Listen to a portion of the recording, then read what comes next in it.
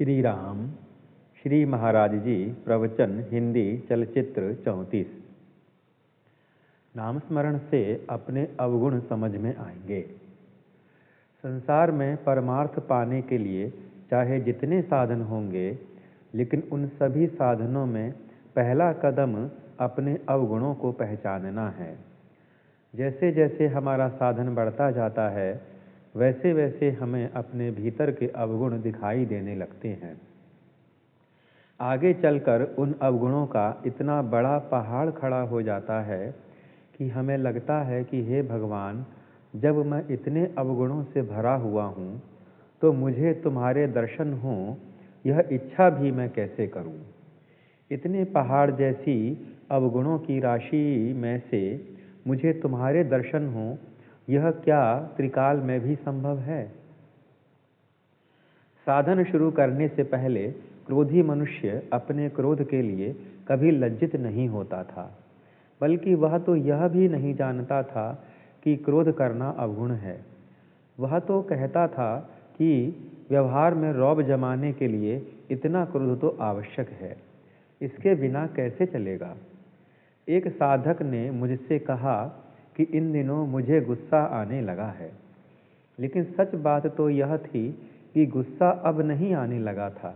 गुस्सा तो उसे पहले से ही आता था, लेकिन साधन प्रारंभ करने के बाद उसे उसका भान होने लगा था। या यूँ कहिए कि गुस्सा नहीं करना चाहिए, गुस्सा बुरा होता है, यह उसकी समझ में आने लगा था। शादी की उम्र का एक लड़का था। उसने कई लड़कियां देखीं, लेकिन एक भी लड़की पसंद नहीं आई।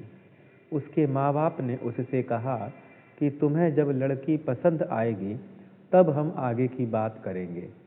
वे लड़की देखने के लिए उसके साथ नहीं जाते थे। उस लड़के की एक बड़ी बहन थी। वह लड़की देखने के लिए जाते समय भाई के साथ जाती थी। एक बार लड़की देखकर आने के बाद बहन ने उससे पूछा कि कैसी थी लड़की। इस पर वह बोला कि पसंद नहीं आई। बहन बड़ी चतुर थी। उसने उसके मुंह के सामने आईना धर दिया और पूछा कि तुम्हारे इस प्रतिबिंब के जोड़ में लड़की कैसी लगेगी। तब कहीं उसे अपना और लड़की का रूप ध्यान में आया।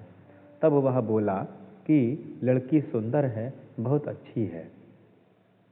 मतलब यह कि जब तक हमें स्वयं के सच्चे दर्शन नहीं होते, तब तक हमें दूसरों के अवगुण ही दिखाई देते हैं। हमें दूसरों में जो अवगुण दिखाई देते हैं, उनके बीज हम ही में होते हैं। यह बात हमारे ध्यान में आनी चाहिए, और इसीलिए हमें पहले दूसरों के अवगुण देखने की वृत्ति छोड़नी चाहिए। दूसरों के अवगुण देखना हमेशा का व्यवहार है, परमार्थ नहीं है। जो सच्चा परमार्थी होता है, वह आत्म परीक्षा करता रहता है।